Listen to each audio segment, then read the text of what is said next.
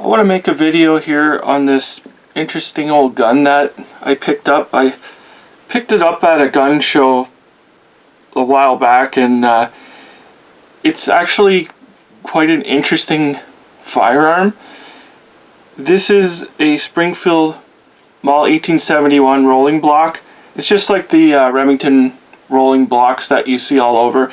But this is the actual US produced gun, which is on its own, it's actually a fairly rare firearm. You don't really see too many of them, and they're highly collectible because they're American military firearms.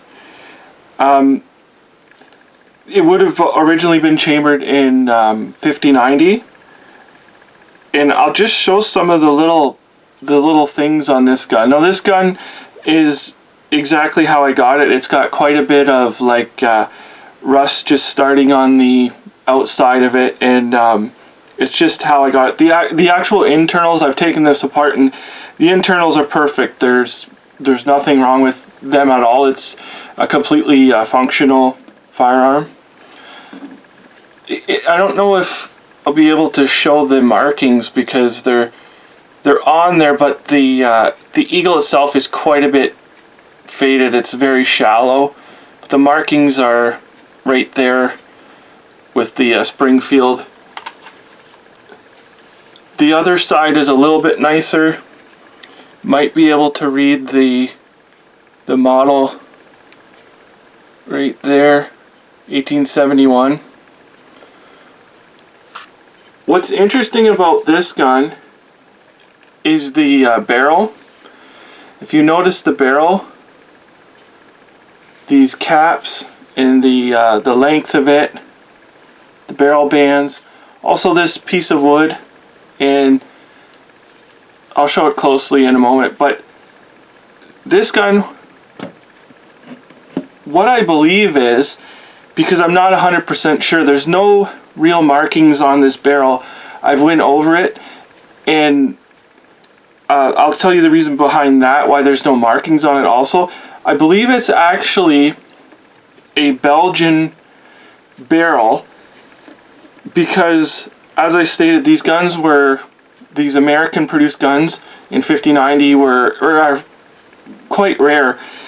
And so probably at some time in its life, and a long time ago, this has been done. This was a long time ago. Could have even been done in the 1800s. But probably the barrel was so fouled out from black powder and shooting that they needed to replace it. Well, for whatever reason, it could have been damaged anyway. But the Belgians used a 13mm cartridge in one of their rolling blocks.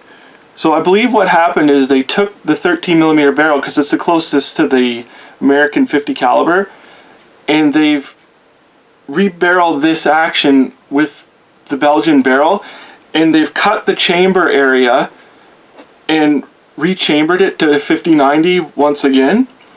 And that's why there's no markings, because a lot of times the markings are usually over the chamber.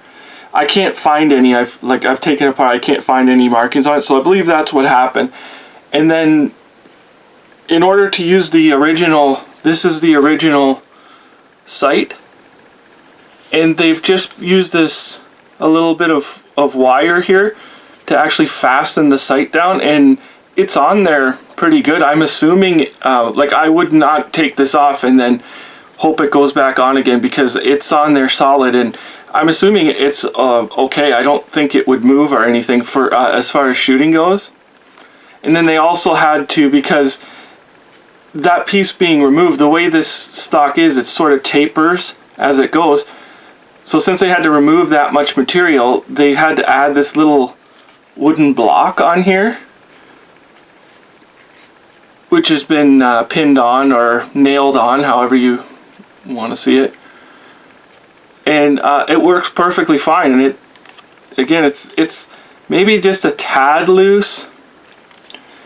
And then here's the bands, which I think are the original Belgian style bands.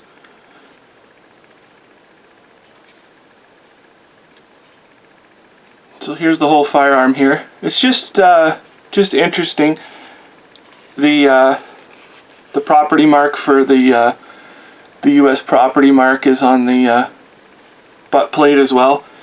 It needs to be cleaned quite a bit still. I've worked on this quite a bit trying to clean it, and I don't want to go too harsh on it because like for its value, its historic value, it'll probably just be a shooter, but still, even just the very interesting mods and things that have been done to this gun are interesting. It's worth trying to preserve it just as it is.